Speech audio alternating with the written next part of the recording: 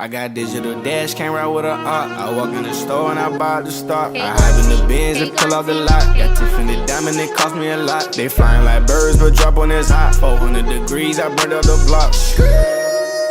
Burn out, make one call, they turn out. CC the gang, get the word out. When the shit getting hot, you the first out. Cover my wrist with a watch and I flood it with rocks. Now I look at the time all day. Be high, I rap the old block and I drop off the top. And I know you can see my face. You my dog at the end, don't care what the bitch is. Yo, what's up YouTube? It's your boy Fitz back with yet another video. And today I got y'all with another build. And today I got y'all with a most glitchy unknown build for the series. And today I got y'all with, in my opinion, is the best rare build in terms of being as good of a build as possible, but also being rare. It's going to be the scoring machine. So I'm gonna show you guys every single thing on how to make it. But yeah, right now what I need y'all boys to do, like the video, subscribe. That's really it. But without further ado, let's hop straight into it.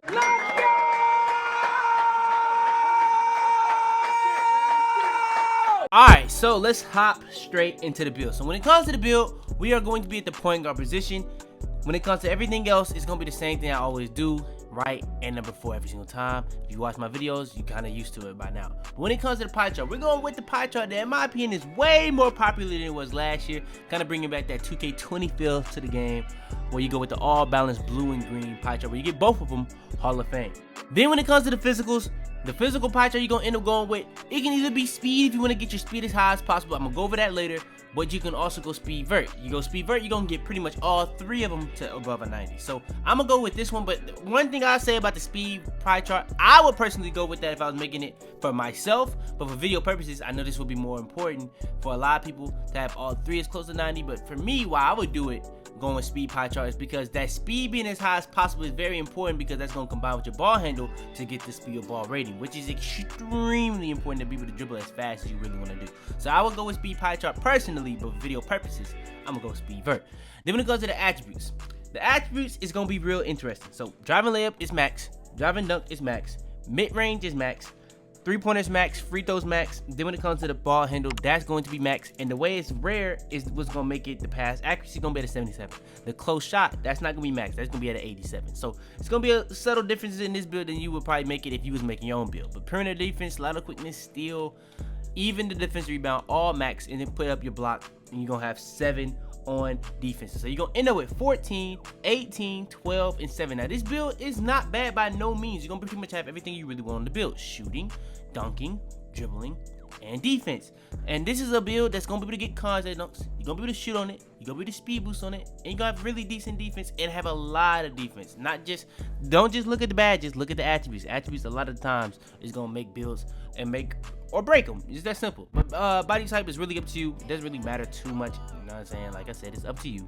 Height though, you can go with a couple different heights. If you want to go as tall as possible, you can go as tall as possible. If you want to go a notch below, you can do that. If you want to keep going down, you can. But me personally, since we're going to go down on wingspan, which is what you have to do for this build, I'm going to go with this height. Then when it comes to the weight, you're going to want to go down in weight.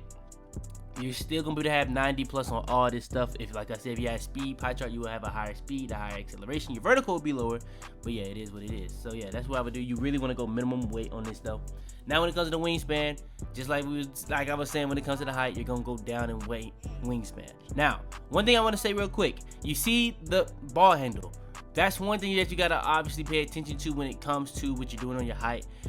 Are you good with your ball handle being at an 80, where you're not gonna be at 81, and then when you get to 99, get to 85? If not, you're gonna go back to the height. Pretty much just make sure that you get to a height where you can make sure that you can get that.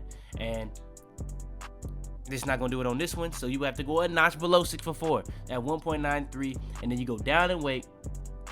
And if you go lower in height, by the way, it's not just gonna determine your ball handle, it's gonna also determine your speed being higher. So it's a lot of things that can go into it. So this would probably be the perfect height for you if you're a person that's not really caring about being as tall as possible. You really just want to be able to be as tall as possible, and also want to prioritize that ball handle being as high as possible. So this would be the perfect build for you. So if you're doing it like that, close shot, all this other stuff that you see on the screen, pretty much what's gonna look like at 95. When it comes to being at 99 is where this build gets to a whole nother level. So you're gonna get +4 to everything, from the 3-pointer, the driving dunk, ball handle, everything. Getting +4. Now, why the physical is gonna be above a 90? Because of +4 and gym rat. That's gonna be a 92 speed. You're gonna be at a 90 acceleration on the dot with a 91 vertical. Then when it comes to the attributes, the most important ones, the driving dunk, that's gonna be at a 75 off rip. You're gonna get that to a 79 at 99. You're like, how is this build gonna get contact dunks? Stay tuned, we're gonna go over that, but you are gonna be able to get a lot of driving dunk animations, not the contact dunk packages. I never said you would be able to get the contact dunk packages, but you will be able to get contact dunks on this build, so don't worry. Driving layup, that's gonna be above a 90. Close shot is gonna be at an 88. Mid-range is gonna be able to reach that 90 threshold. For the people that really want to shoot middies on this game, this build is gonna be great. Especially if you want to play twos, might be one of the best twos builds in the game because you're gonna be able to do so much. Not really an easy guard, but three-pointer rating, that's even at an 88, so you're gonna be able to shoot really good on it. Pass accuracy, that's above an 80. Ball handle, very important, reaching at 85. You're gonna be able to get pretty much every dribble move in the game. When it comes to the defense rebound, perimeter defense, lateral quickness, both gonna be around an 80. Not at an 80, but it's gonna be around there. You would really want those to reach 80, but it's not. Steals getting above an 80, which is very cool, and the defensive rebound is gonna be at a 65. The block is gonna be above a 50, but you're really just putting the block rating as high as possible just so you can have that chase down artist and just affect it a little bit. You don't really have to, but it does help. But yeah, that's pretty much the wingspan and the attributes for this build. Then when it comes to the takeovers, you end up with sharp, shot creator, slasher, and playmaker takeover. All very, very good options. If you want to play the twos, in my opinion, I say this every single time, shot creator takeover is the best takeover for guards on the twos. But if you want to be as versatile as possible, I would probably say that's the least likely option.